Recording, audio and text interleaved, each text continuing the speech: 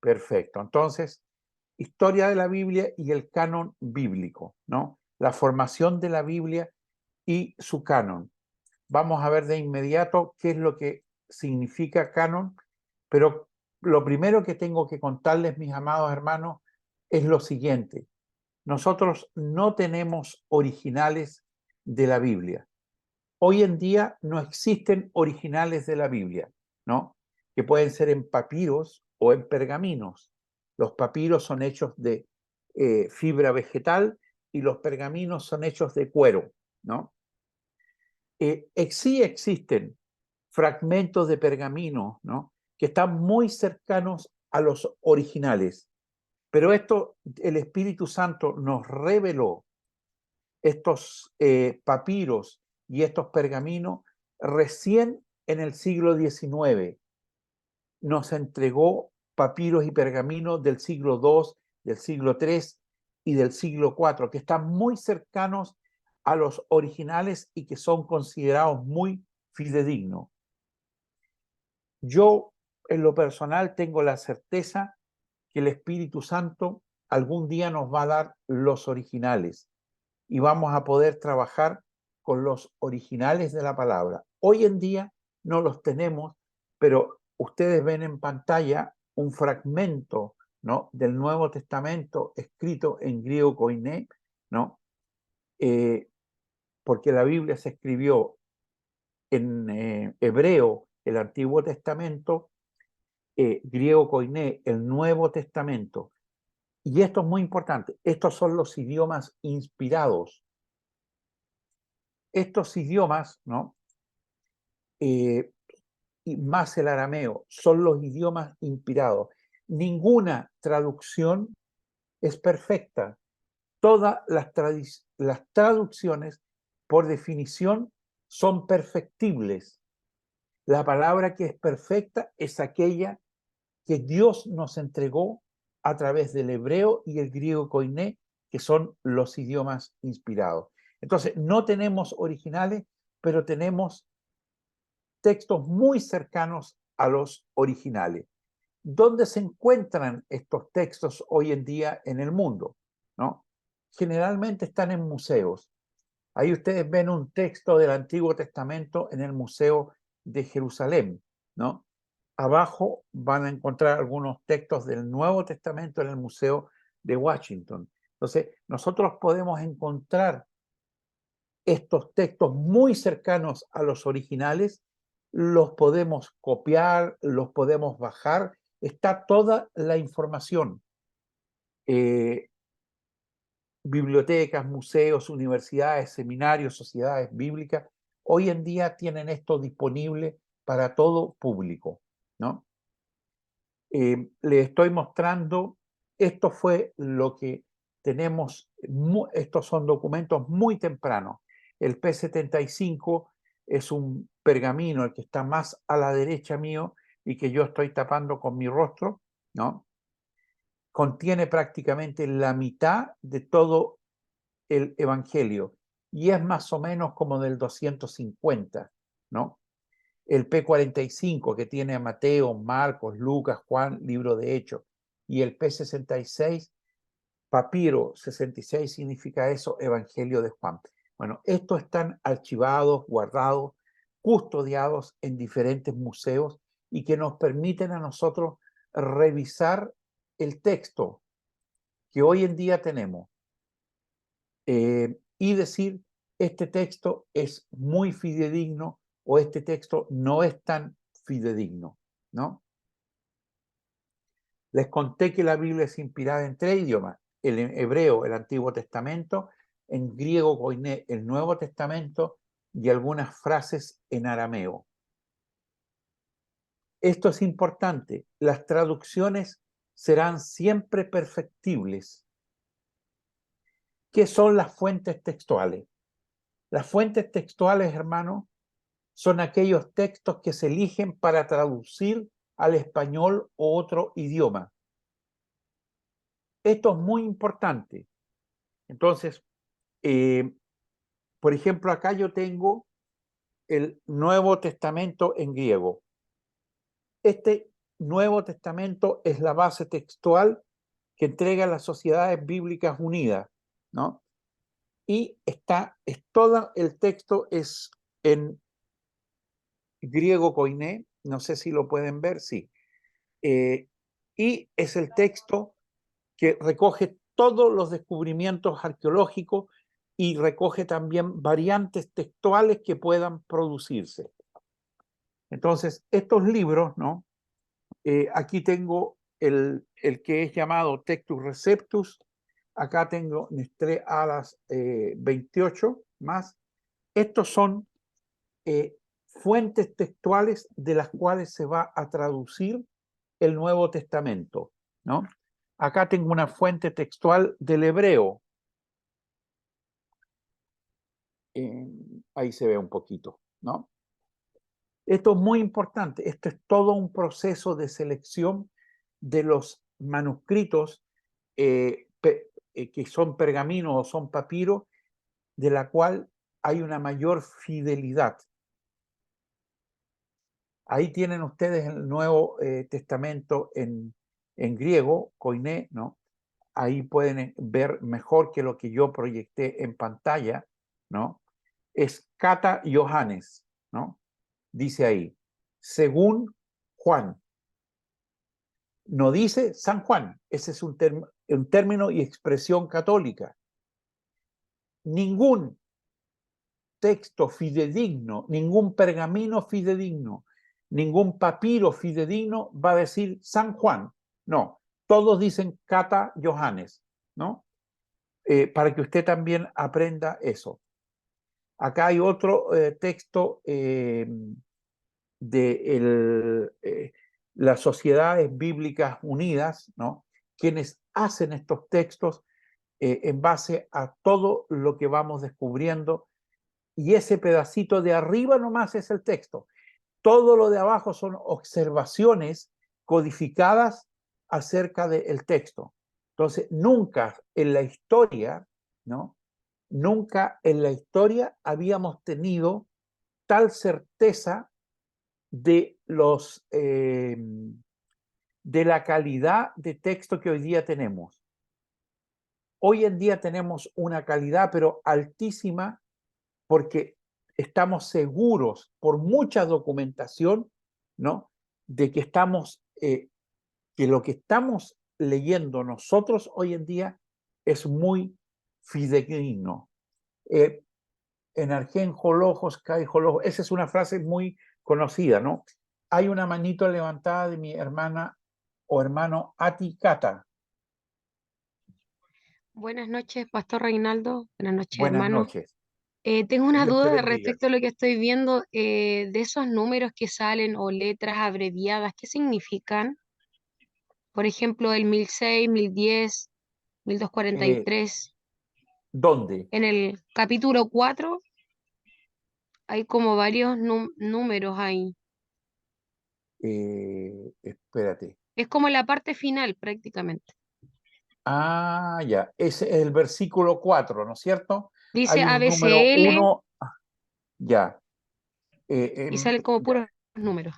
ya. Entonces, capítulo 4, ¿no?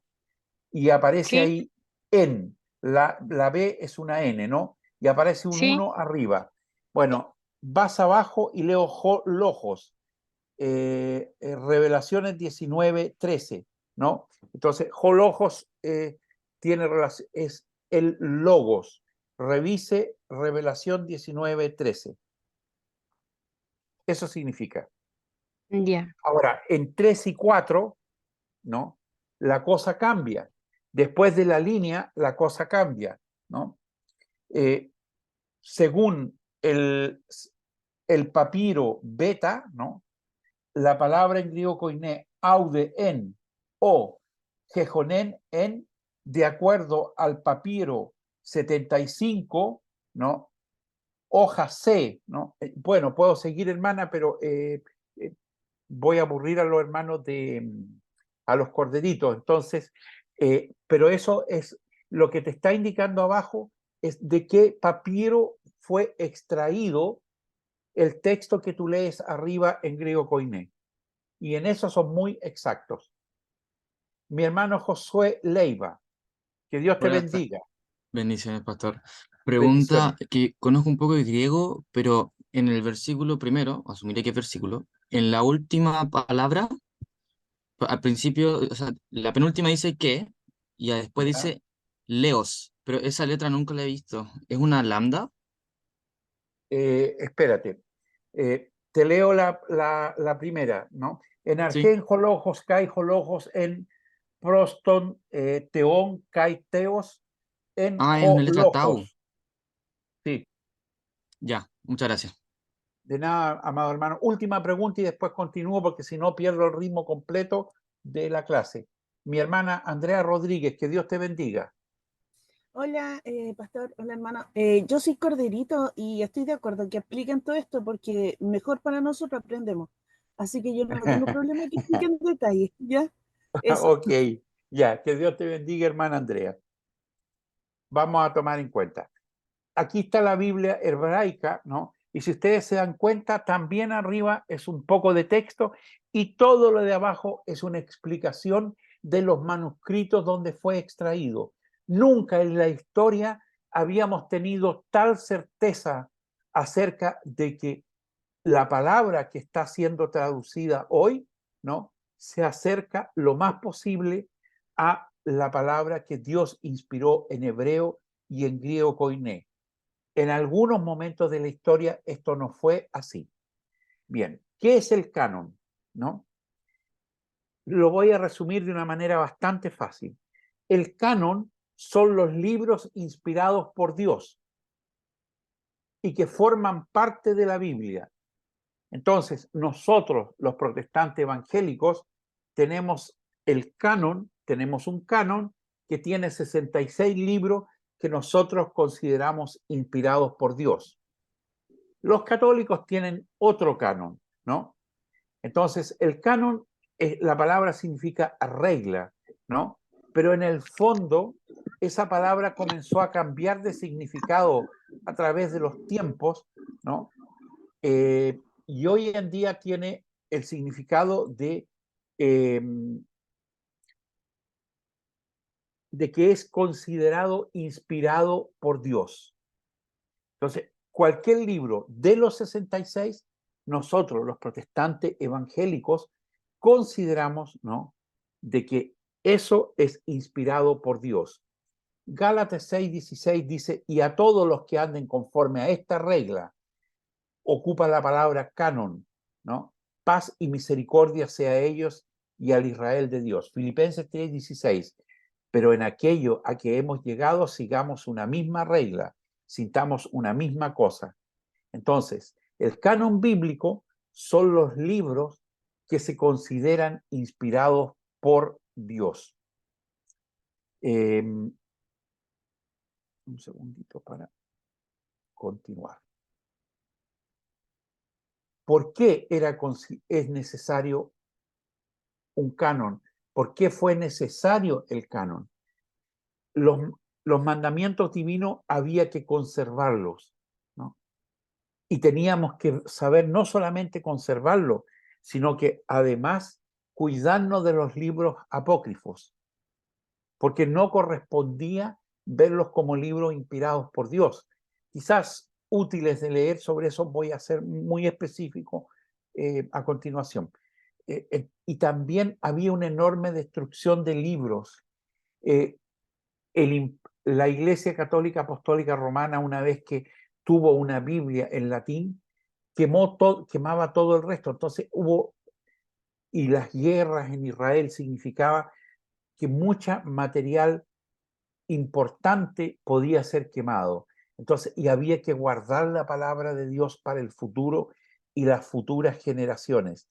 Entonces, por eso es importante haber desarrollado el canon y guardar los libros que eran considerados canónicos.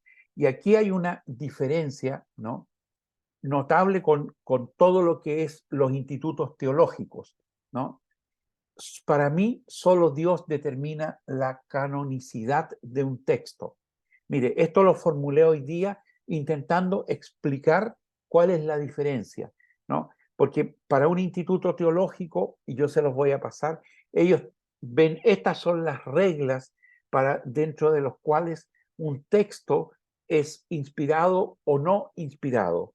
Nosotros como iglesia, ¿no?, tenemos otra opinión. Como iglesia apostólica, yo les voy a leer cuál es la opinión nuestra. Muchos teólogos, incluso evangélicos, creen que fueron los concilios quienes determinaron cuáles libros serían canónicos y luego ordenaron que los demás los aceptaran. Sin embargo, el estudio del establecimiento del canon nos dice todo lo contrario. No, fue más bien al revés.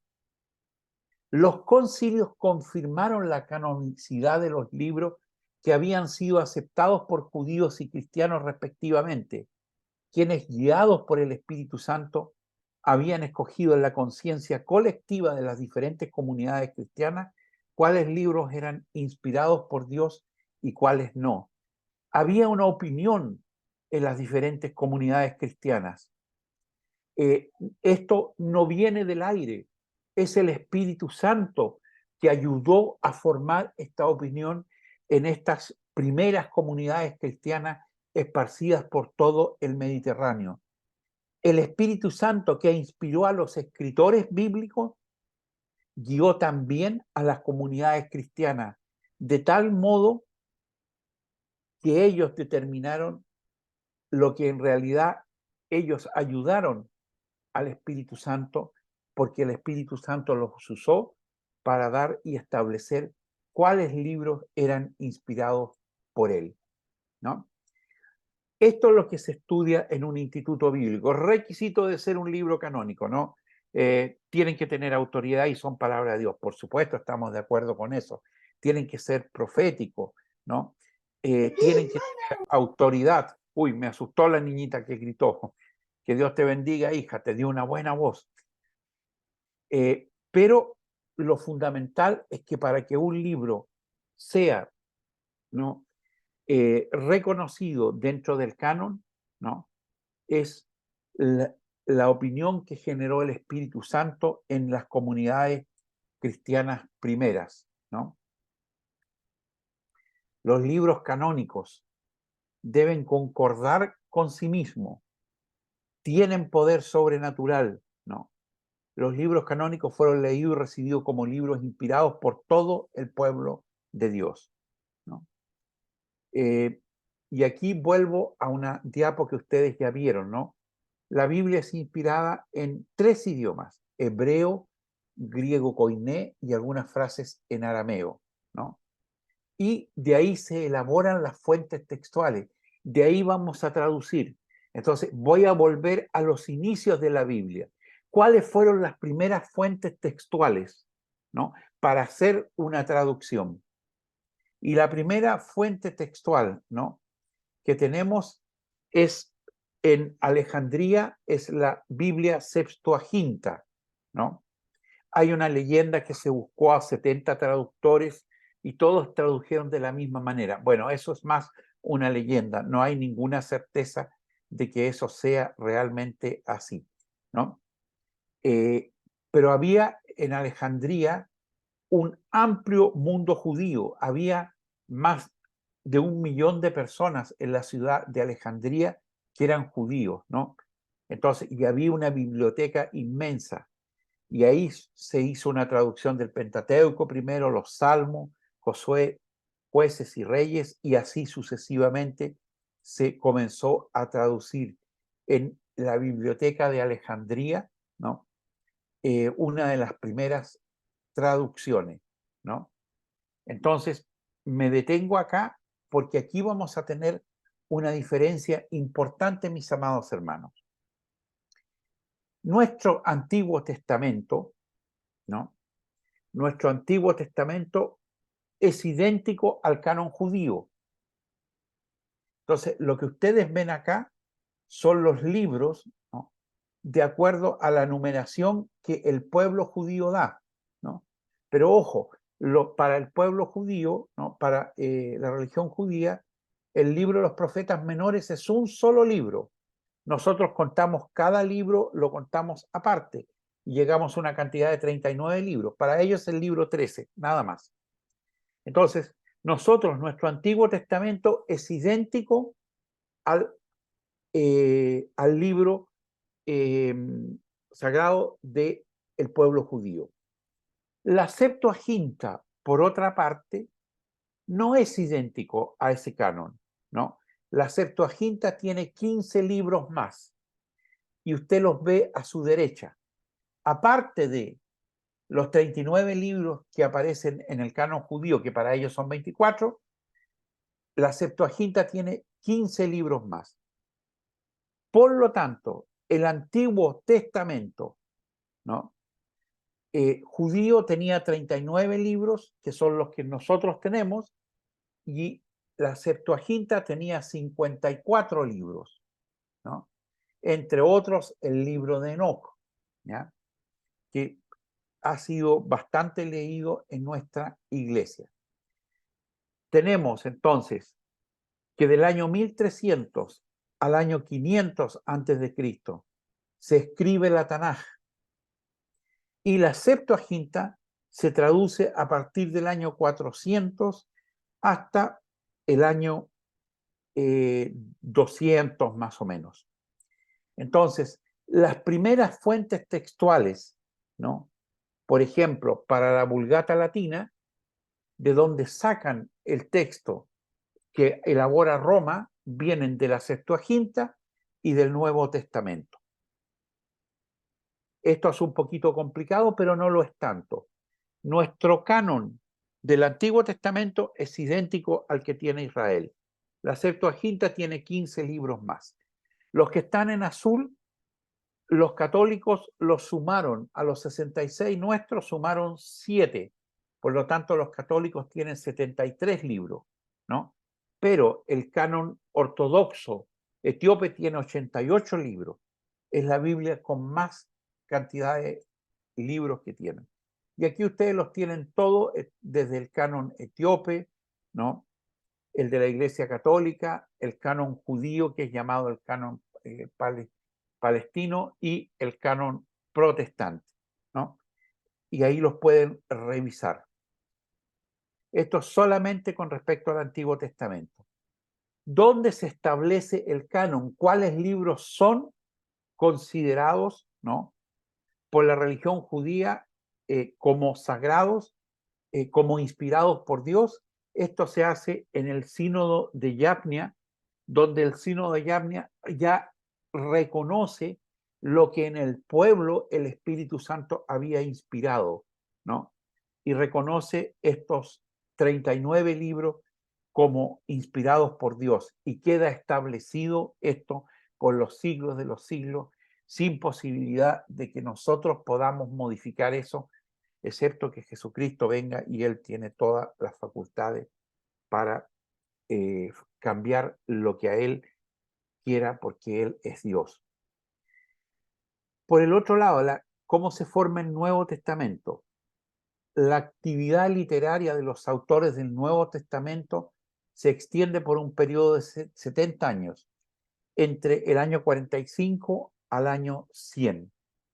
El último libro en ser escrito es Apocalipsis, que Juan lo andaba trayendo siempre en su alforja, ¿no? Y cuando él fallece alrededor del año 100, queda cerrado el canon del Nuevo Testamento, que contiene 27 libros, que son los que ustedes ven en pantalla.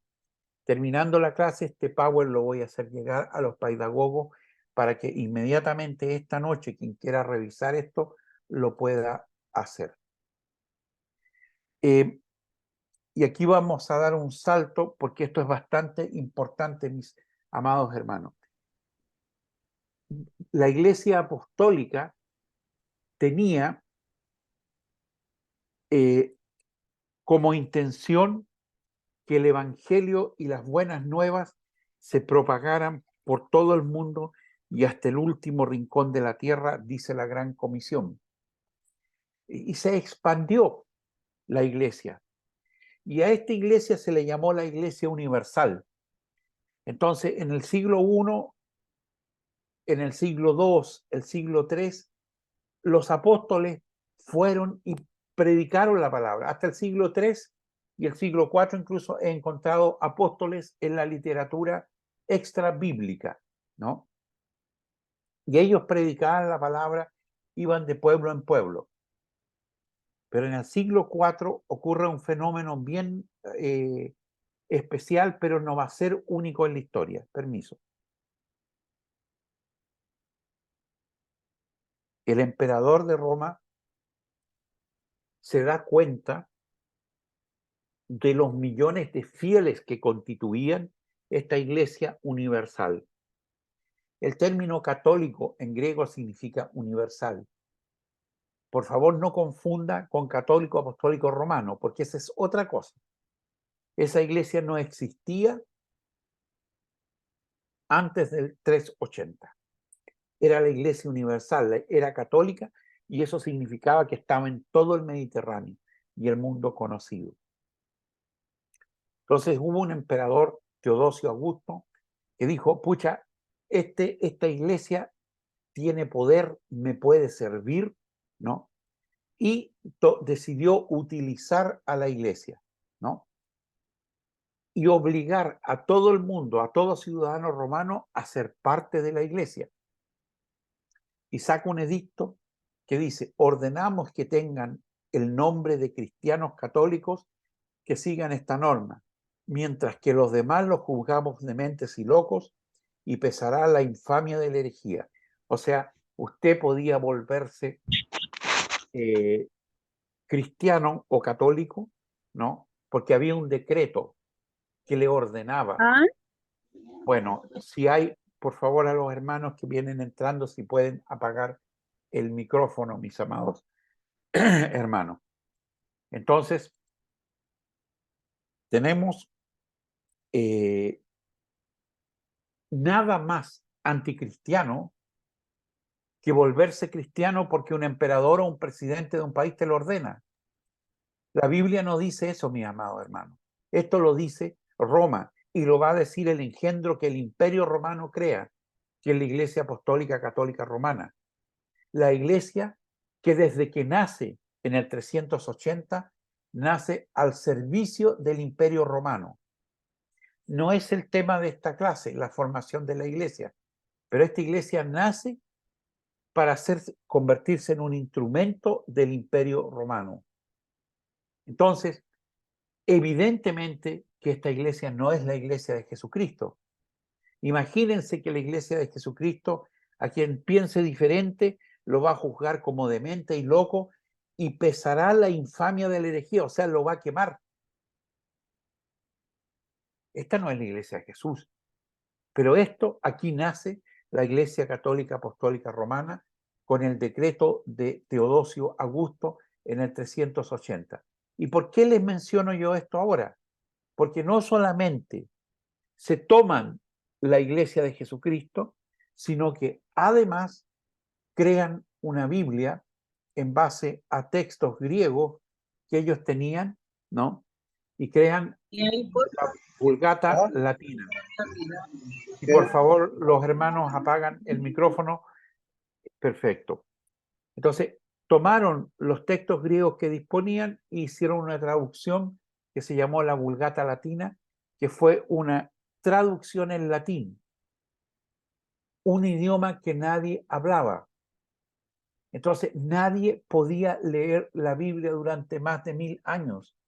Probablemente el 0,01% de la población podía leer en latín.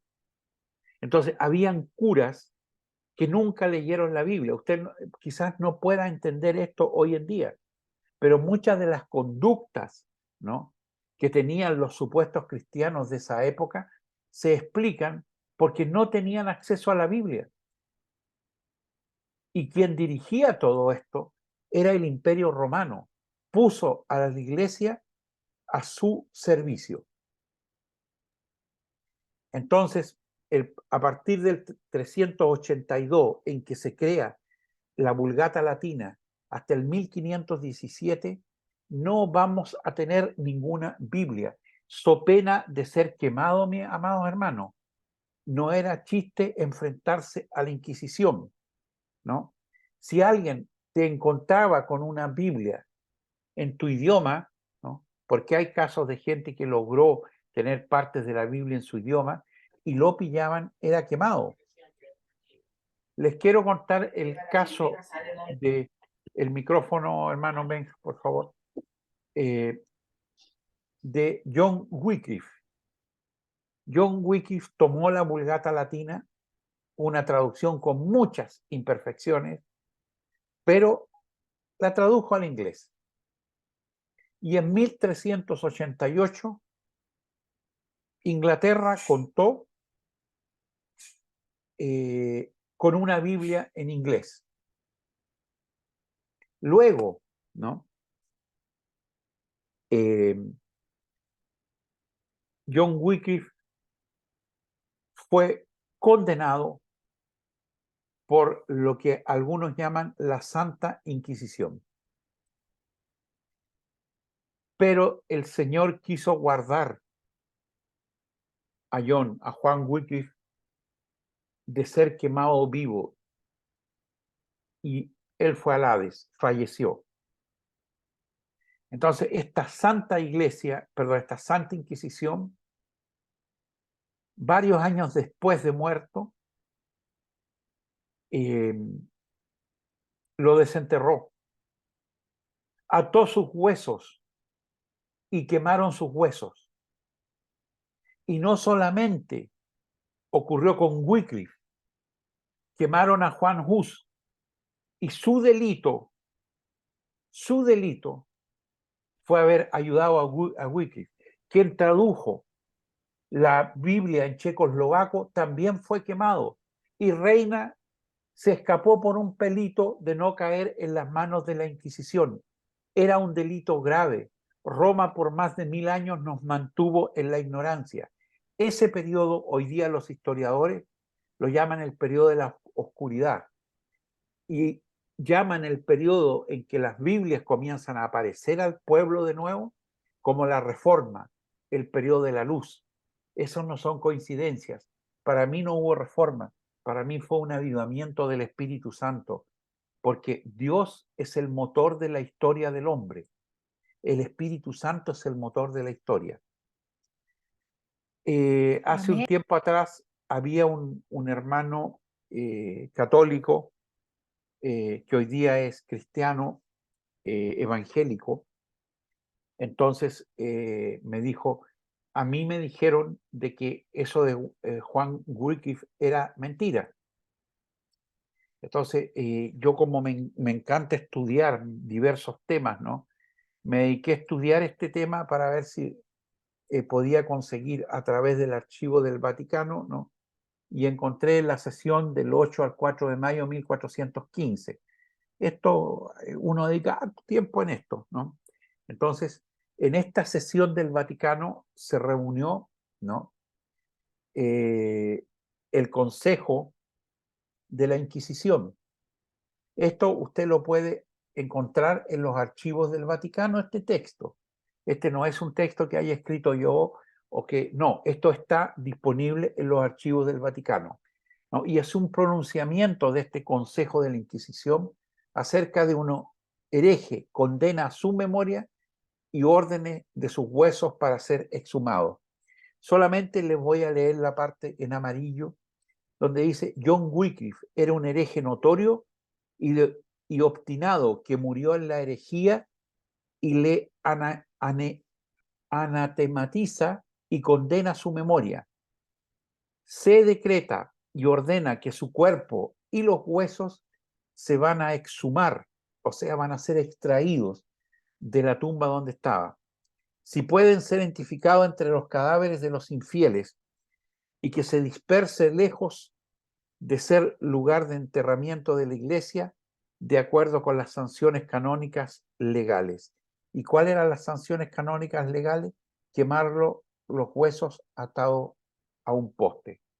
Entonces, mis amados hermanos, tener la Biblia que hoy tenemos, tener la calidad de texto que hoy día tenemos, sin que haya ninguna o hemos sacado lo que no correspondía, ha sido sacado dentro del último siglo. Porque la Iglesia Católica en esos 1000 años hizo algunas modificaciones y que esas ya Dios nos entregó, el Espíritu Santo nos entregó los textos en que nos permitían verificar cada palabra de la Biblia. Esto tuvo un precio. Miles murieron por su fe y fueron quemados por pensar diferente. La iglesia sufrió un rudo y largo oscurantismo espiritual, ya que no existía acceso a la Biblia. Solo el clero podía llegar a ella, pero el clero que podía hablar en latín, y esos eran pocos, generalmente eran catedráticos. Miles de protestantes sacrificaron su vida por el solo hecho de obtener o traducir una Biblia. En este momento, mis amados, quiero hacer una pequeña pausa para ver si hay preguntas. Hermano Benja, si tú me puedes ayudar, si hay preguntas en el chat. Y por favor, si algún hermano quiere hacer preguntas, por favor que levante la mano, ¿no? A mí me encanta que me hagan preguntas porque eso significa que la clase les está interesando. Yo quiero hacer una pregunta. Sí, dígame nomás. ¿Cómo se llamaba el emperador? El nombre, que lo pesqué por Augusto, pero el nombre. A ver Teodosio. si encuentro algo en YouTube. Teodosio. Sí. Teodosio. El decreto de Teodosio. Teodosio del 380. Ok, así lo busco. Ya. Sí. Y te va a aparecer de inmediato. Pastor Reinaldo, El hay una decreto. pregunta en el chat. Sí, Habla Carmen. sí, hermana, dele lectura nomás. Quisiera saber quién definió y cuáles son los argumentos para decidir cuál libro es inspirado y cuál no. Esta pregunta tiene su origen porque creo que existen más libros, los cuales la Iglesia Católica sí considera. Ya, perfecto. Además, en el Nuevo Testamento se hace mención al libro de Enoc, por lo que se entiende que Enoc es inspirado, pero alguien decidió no agregar, y así también existen libros como los Macabeos, etcétera, y entre paréntesis es Ismael. Ya. Ok. Voy a volver un poquito hacia atrás. A ver.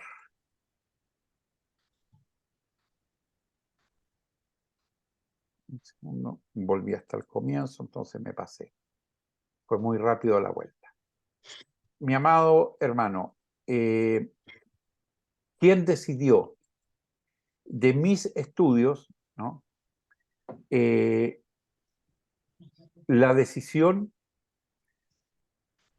la toman concilios, pero estos concilios toman estas decisiones porque las diferentes comunidades cristianas habían adoptado un determinado libro. Entonces, yo ahí veo el trabajo del Espíritu Santo. Es el Espíritu Santo quien le dice a los hermanos y a las diferentes comunidades. Lo que sí era claro era que si no había consenso, ese libro no formaba parte del canon. Entonces, de todos los libros que andaban circulando por las comunidades de fe judías, ¿no? Tomaban el libro, ¿no? Lo examinaban y a menudo había un criterio uniforme de que ese libro debía formar parte del canon. Entonces, tenemos el canon judío, que son nuestros 39 libros, que en el concilio de Yavnia del siglo I se ratifican que estos libros son inspirados. Te leí algunas normas que tú puedes revisar para decir este libro es inspirado. Yo creo en lo personal de que no fue una decisión que tuviese que ver con un tema racional, o con un tema humano, con un tema de ponerse a pensar. No, yo creo que el Espíritu Santo guió a las comunidades judías y después a las comunidades cristianas para elegir los libros. En la Septuaginta, en la Tanaj, tú tienes los 39 libros que nosotros tenemos. En la Septuaginta, además de los 39 libros que nosotros tenemos, se agregan 15 libros más, lo que hace un total de 54 libros, ¿ya? Pero te recuerdo que hay una Biblia que tiene 88 libros y nosotros solo tenemos, 88 incluye el Nuevo Testamento. Entonces, la Septuaginta tiene 54 libros. De estos, 7 libros, Tobit, Judith, Sabiduría, Eclesiástico, Barut, Primera y Segunda de Macabeo, fueron incluidos dentro de la Biblia católica. Pero son 15 libros los de la Septuaginta. Y los otros no fueron incluidos porque no son considerados inspirados por Dios. Para el mundo judío y el mundo evangélico protestante, ninguno de estos 15 libros, pero tampoco estos 15 libros se considera que no deben ser leídos. Se pueden leer, pero no pueden utilizarse en un culto. Ese es el tema, ¿no? Ahora, lógicamente, lo primero que nosotros esperamos es que todos ustedes lean la Biblia inspirada primero y después busquen más allá. Pero si no han leído la Biblia y no la conocen de pe a pa, ¿no? Pucha, ¿para qué se van a poner a buscar en otros lados? No sé, hermano, si eso responde tu pregunta. Eso lo preguntó el hermano María Ángel. Ya. Él hizo esa pregunta. Hermana María Ángel, no sé si eso responde tu pregunta.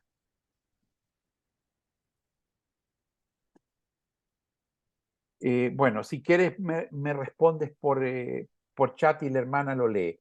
Voy a la siguiente pregunta en aras de la hora, ¿no? Mi hermana Gloria Bascuñán.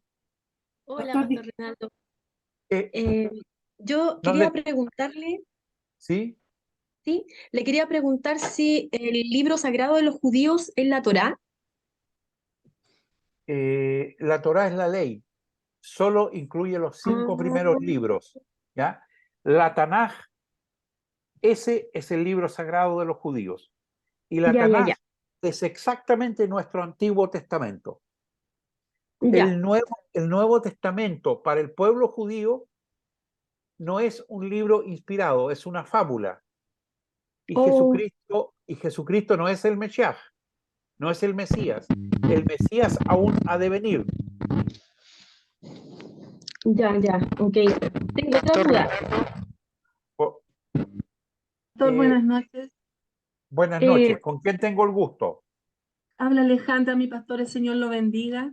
Bendiciones, mi amada. Pastor, Cuénteme. una consulta. Si nosotros tenemos evidencia que el Señor usó la Septuaginta y la Tanaj, entonces, en la Escritura Sagrada, entonces, ¿podemos deducir que él hablaba hebreo, arameo, griego, koiné, todo? No todo, no hablaba inglés. Ah, Muy perdón. ¿Por qué no? muy a pesar de de los mormones, no, Jesucristo no hablaba inglés, pero lo van a hacer aparecer en una avenida de ellos en Estados Unidos hablando inglés. Él hablaba arameo, ese era su idioma materno, porque el hebreo se había perdido en Israel. En la época de Jesucristo, el idioma de Israel, el idioma común de la gente era el arameo. Lo sorprendente es que Jesucristo aprendió hebreo y aprendió griego koiné, y lo sabemos porque cuando él cita el Antiguo Testamento, la estructura de las frases que usa son a menudo las que tiene el griego koiné. De 7 citas de Jesús, una la sacó de la Tanaj, del texto hebreo, y 6 tienen una estructura del griego koiné. No sé si eso responde a tu pregunta, amada hermana. Amén, amén, pastor. Y la otra pregunta cortito que tengo es que hablábamos delante que habían 39 libros más 15 no inspirados. Entonces, ¿esto es lo que da resultado a la Septuaginta? Nosotros los libros inspirados son 66, 39 el Sí, Antiguo Testamento y sí. 27 el Nuevo Testamento. En total son 66. Para Ya, el pueblo judío solo es inspirado el Antiguo Testamento. El Nuevo Testamento es un libro de fábulas. Y Jesús ya, no es el Mesías, ni siquiera es alguien divino. Para ellos es un impostor. De hecho, ya. está prohibido predicar acerca de Cristo en Israel. Y pastor, la Septuaginta también es conocido como el canon alejandrino. ¿O estoy Sí, confundida ahí? ¿Sí? no, es correcto. Es el Ya, canon pastor. alejandrino porque nace en Alejandría. Alejandría, Egipto, Sí. Ah, eso me donde, parecía. donde Muchas, habitaba un millón de judíos. Pastor muchas Reinaldo, gracias, pastor. me faltó preguntarle algo, por favor. Sí, Soy Gloria. ¿Las frases que están escritas en arameo en los textos originales son del Antiguo Testamento solamente? también del Nuevo. Ya, ¿y esto por qué había dicho usted que era? ¿Por qué hay frases en arameo? Porque Jesús hablaba arameo y algunas cosas no las pudieron traducir, no quisieron traducirlas. Ya. Gracias. Como consumado es, no lo quisieron traducir, conservaron el arameo. Bien, Ya. hermano, continúo entonces. Entonces, el avivamiento del Espíritu Santo, que se llama la Reforma, devolvió la Biblia al pueblo de Dios en su lenguaje. Esto ocurrió en el 1500. Entonces, primero tenemos la constitución del canon, ¿no? En el siglo I, el Antiguo Testamento. En el siglo II y III, ¿no? 4 se va configurando el canon del Nuevo Testamento. El siglo IV, cuando ya se elabora la Vulgata Latina, ya el canon estaba establecido, ¿no? Pero sí les tengo una pequeña sorpresa en eso, pero en realidad no voy a ahondar mucho. Pastor, Sí, disculpe que lo interrumpa, es que delante quería hacer la acotación. Con respecto a lo que hablaba en la pregunta que hizo una hermana sobre el tema del canon. Lo que pasa es que tenemos que entender igual que esto no se hizo en una pura reunión. No es solo en el 382 donde se decidieron los libros que actualmente nosotros tenemos como Biblia. Entonces, fueron varias discusiones, varias reuniones, y no en un grupo de 2, 3 personas, eran muchos los judíos, cristianos que estaban en estas reuniones para poder discernir cuáles iban a ser los libros seleccionados. Entonces, si uno ve la historia del canon, para que busquen, aunque sea en Google, hay varios concilios que se llevaron, y el más famoso es el concilio de Nicea, que hay una hermana ahí que puso en el chat eso. Entonces no es una, como acotar eso nomás, pastor, de que no es una sola reunión que se pusieron de acuerdo y decidieron lo que tenemos hoy día, sino que fueron muchos años, siglos de discusiones entre los expertos de la Biblia en ese tiempo.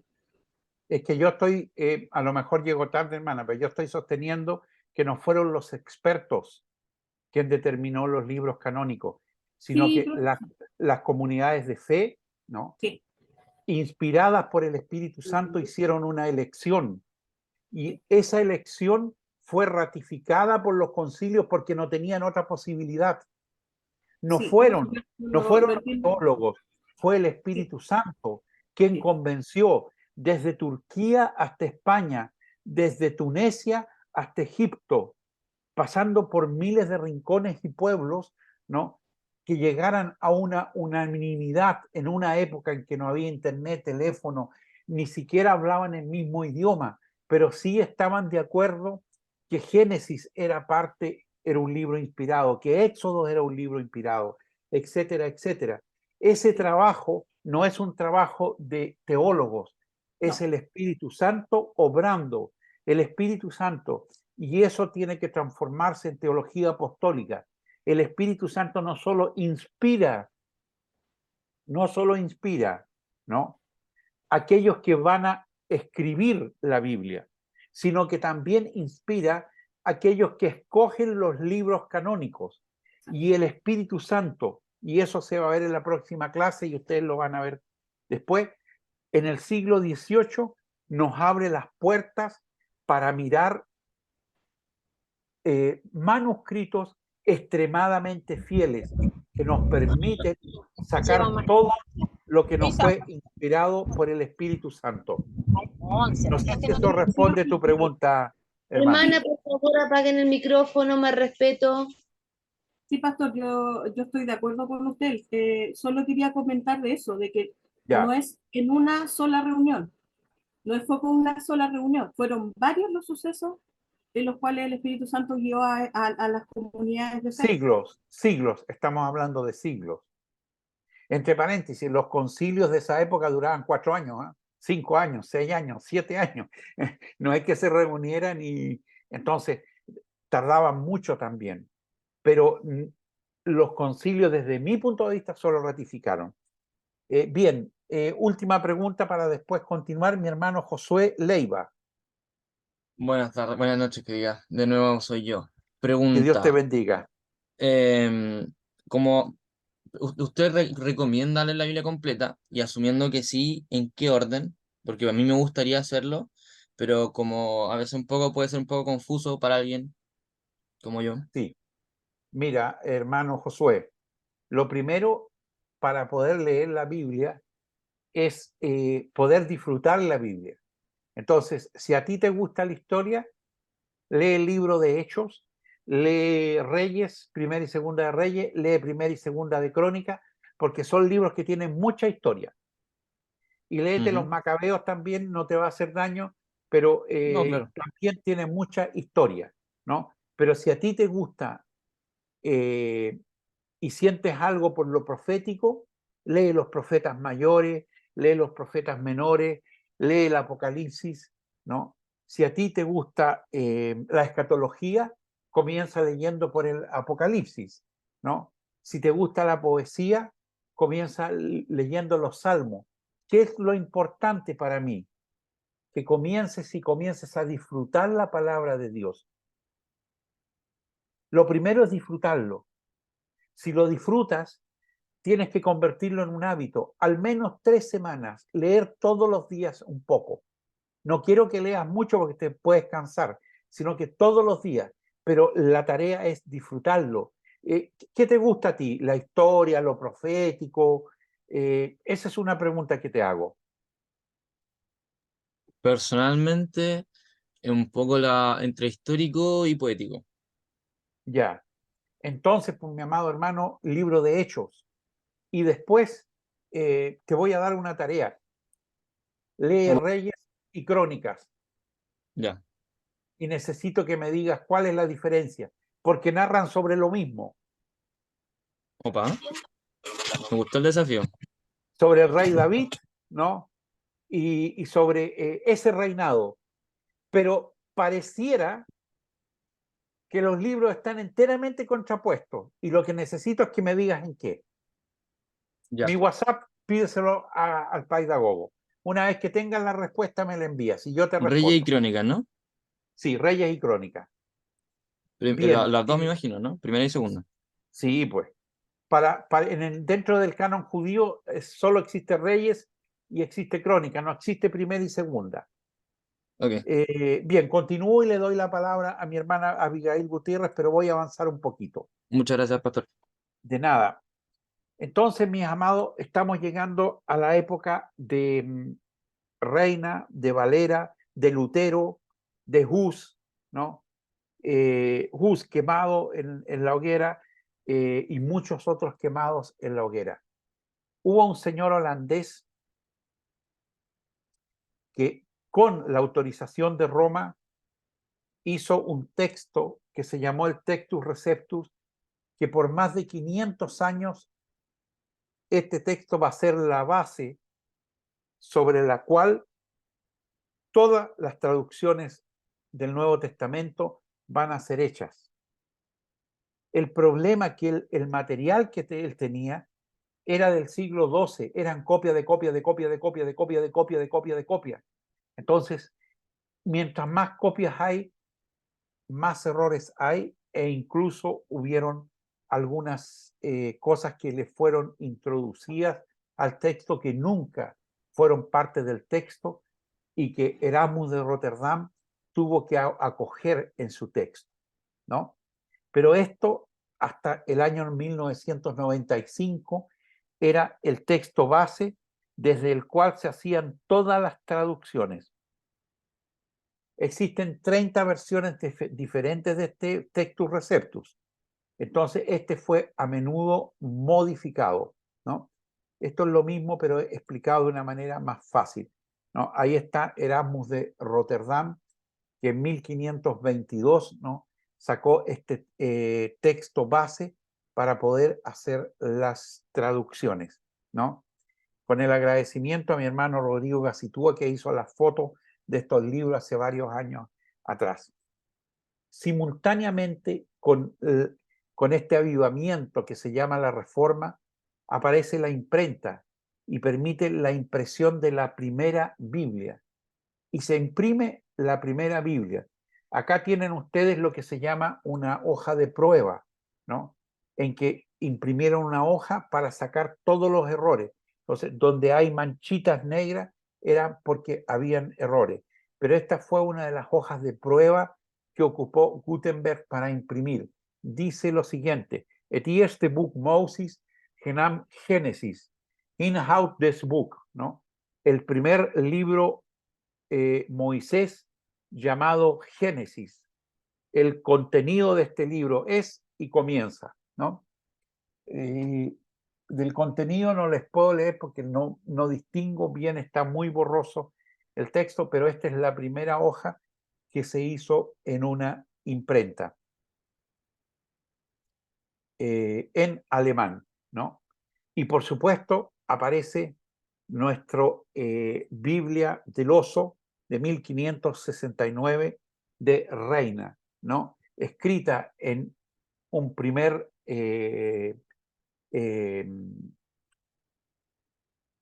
en un idioma español bastante diferente al que hablamos hoy día, ¿no? Primer libro de Moisés, la F cambiaría después y se transformaría en una S, pero en esa época la S se representaba con una F, llamado comúnmente Génesis, ¿no? Y les quise presentar una foto, ¿no?, de este primer libro, y aquí tenemos la famosa Reina Valera, la primera, ¿no? Fotocopié la hoja de contenidos, porque aquí hay algo bien especial en esta hoja de contenidos, ¿no? En la parte de abajo dice libros apócrifos, ¿no? Entre otro, Esdras, la oración de Manases, Tobías, Tobí, Judith. En la primera edición de la Reina Valera incluyó lo que hoy día conocemos como el libro deuterocanónico, que forman los 7 libros de la Iglesia Católica. Reina Valera los incluyó. Sí, hermana, esto es castellano antiguo y es muy diferente al que tenemos hoy día. El Espíritu Santo, esto fue con lo que Reina y Valera tuvieron que trabajar. Ellos tuvieron que trabajar con el texto de Erasmus de Rotterdam, que no era lo de lo más fiable que había. No había más en ese momento. Entonces, esto se los quiero recalcar porque es muy importante. La Biblia nos señala en varias partes, entre otros en Deuteronomio 4:2, no añadiréis a la palabra que yo os mando, ni disminuiréis de ella, para que guardéis los mandamientos de Jehová vuestro Dios que yo ordeno. Entonces, no se puede añadir nada, ni se puede quitar nada. Proverbios 36, no añadas a sus palabras para que no te reprenda y seas hallado mentiroso. Y aquí, profecía de este libro, estoy hablando del Apocalipsis. Si alguno añadiere a estas cosas, Dios traerá sobre él las plagas que están escritas en este libro. Y si alguno quitare de las palabras de este libro, de esta profecía, Dios quitará su parte del libro de la vida y de la santa ciudad y de las cosas que están escritas en este libro. O sea, los traductores no podemos quitar ni podemos agregar nada. No podemos mejorar nada ni podemos empeorar nada. Debemos ser fiel a la palabra de Dios. No tenemos otra posibilidad por mandato de Dios mismo. Bueno, en ese texto, por ejemplo, el que se ocupó por 500 años, el Textus Receptus, le fueron agregadas cosas que no formaban parte de la Biblia. Esto, mis amados hermanos, es el monte Oreb o el monte Sinaí. En este lugar, Moisés recibió las tablas de la ley. A los pies de este monte se encuentra el monasterio de Santa Catalina. Roma no dejó nada, quemó todo lo que pudo, pero el Espíritu Santo guardó en este lugar, en el lugar donde le habían sido entregadas las tablas a Moisés, y probablemente bajó por ese cerro hacia abajo. Ahí había un monasterio, y en este monasterio había un Nuevo Testamento del año 330, o sea, 50 años antes de que Roma interviniera en el texto. Y eso nos permitió revisar la palabra del Señor.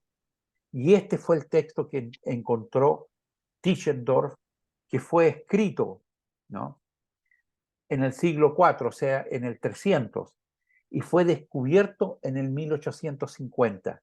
Y este texto, que estaba casi completo el Nuevo Testamento, nos permitió revisar, y ahí nos dimos cuenta de que habían algunas cosas que no correspondían. Y este es el tema para la próxima clase. Vamos a dar una revisión a el material que hay de después del año 50 después de Cristo, que es el papiro 64, en los 70, que es el papiro séptimo de la quinta cueva del Qumran, ¿no? Y vamos a ir revisando el P52 del año 125. Y estos textos son todos textos que nos entregó el Espíritu Santo antes de que se modificara o hiciese Roma cualquier modificación. Y aquí ustedes tienen fragmentos viejísimos y muy cercanos a los originales, escritos por ambos lados, que el Espíritu Santo nos ha entregado para darnos certeza de lo que hoy día leemos es palabra de Dios, inspirada por Dios y traducida. Toda traducción es perfectible, pero lo que aquí están viendo, su escritura es perfecta porque la Biblia no tiene errores y lo que Dios plasmó en ella es absolutamente perfecto.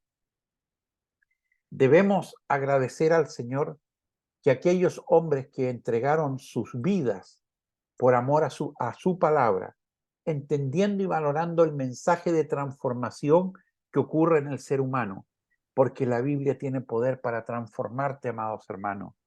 Yo conozco un ateo, pero ateo empedernido, que se atrevió a escribir un libro que se llama Los 100 errores de la Biblia, ¿no? Militantemente ateo, pero lector de la Biblia.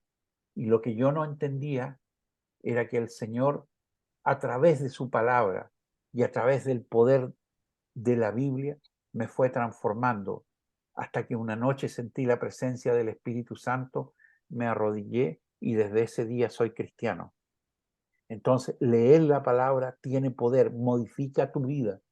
Simplemente podemos decir que aquellos hombres que fueron utilizados para recopilar las Sagradas Escrituras entendieron que ninguna profecía es de carácter personal, ni tampoco una idea que provenga del hombre, sino que los santos hombres de Dios fueron movidos por el Espíritu Santo.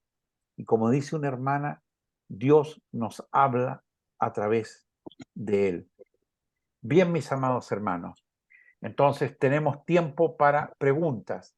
Vamos a comenzar con mi hermana Abigail Gutiérrez. Que Dios te bendiga, amada hermana.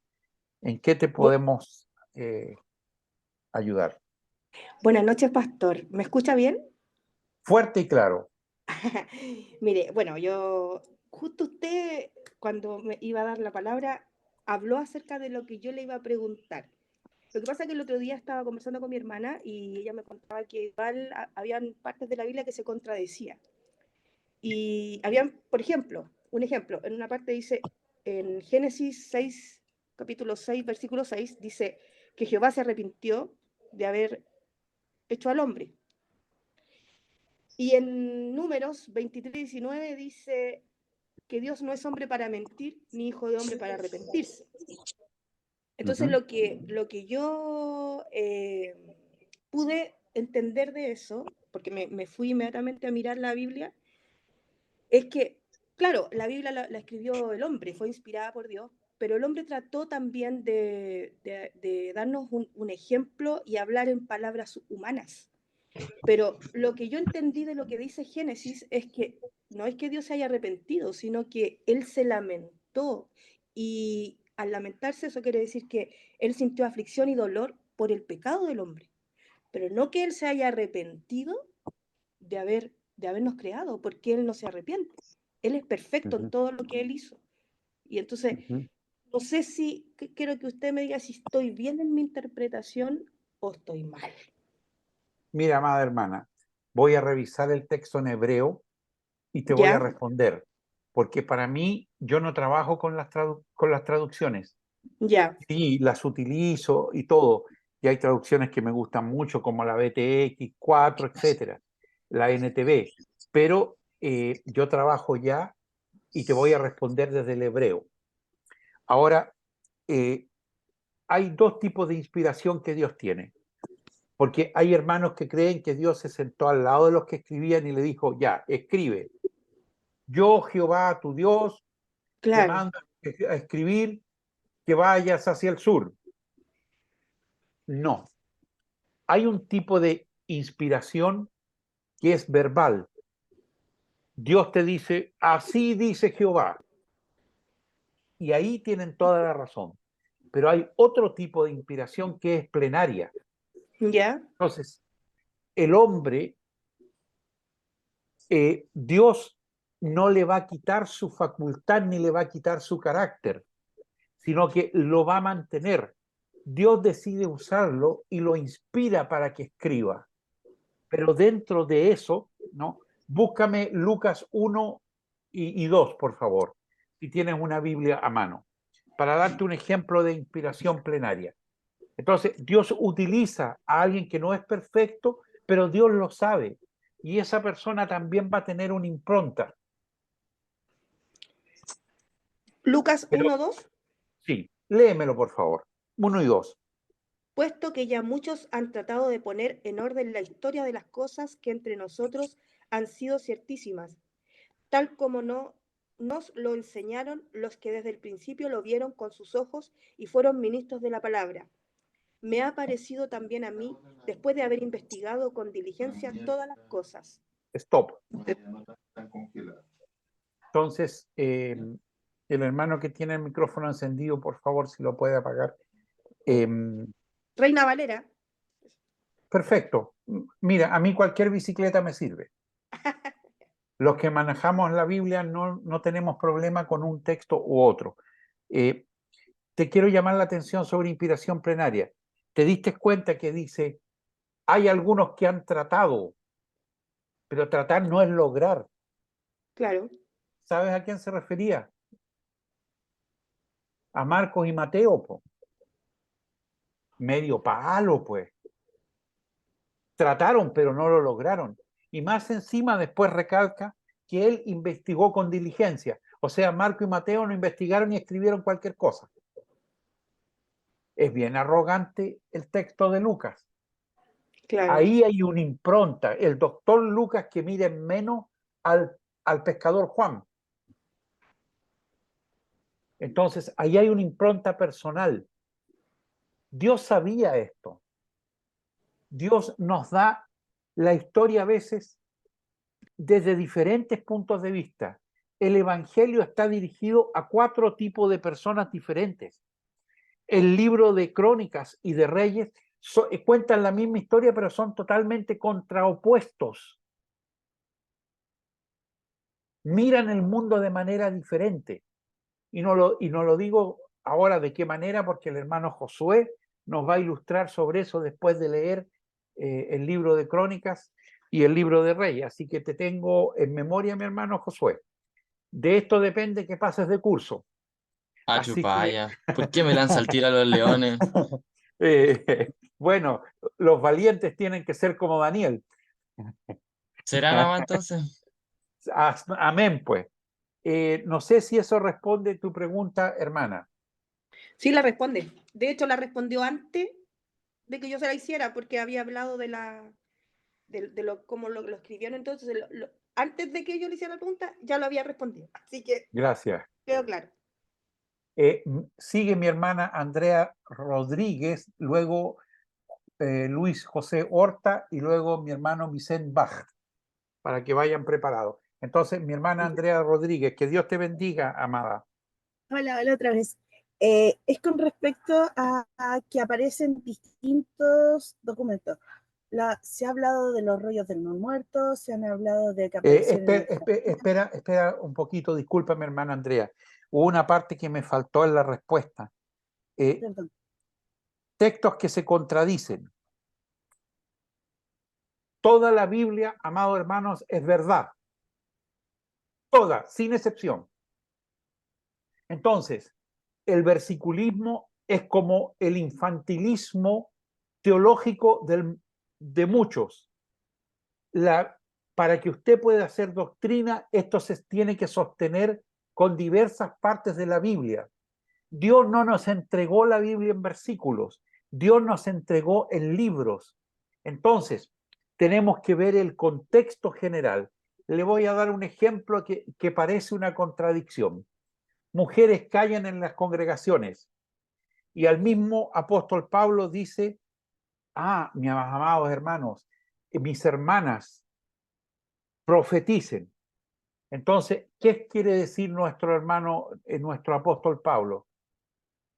O callan en las congregaciones o profetizan, pero las dos cosas no se pueden al mismo tiempo. Esto parece una aparente contradicción, hasta que vamos al texto y nos damos cuenta que la palabra griega empleada para mujeres callan, ¿no?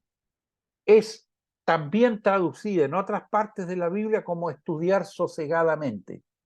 Entonces, ahí hay un elemento cultural introducido en la traducción. Otro ejemplo de cosas que parecen totalmente opuestas, pero no lo son, porque la Biblia es un todo. Y la Biblia se explica a sí mismo. No es un versículo. Eso es cercenar la Biblia en partes. Dios no hizo eso. Eso lo hizo el hombre. El ejemplo de el justo por la fe vivirá. Versus Santiago que dice,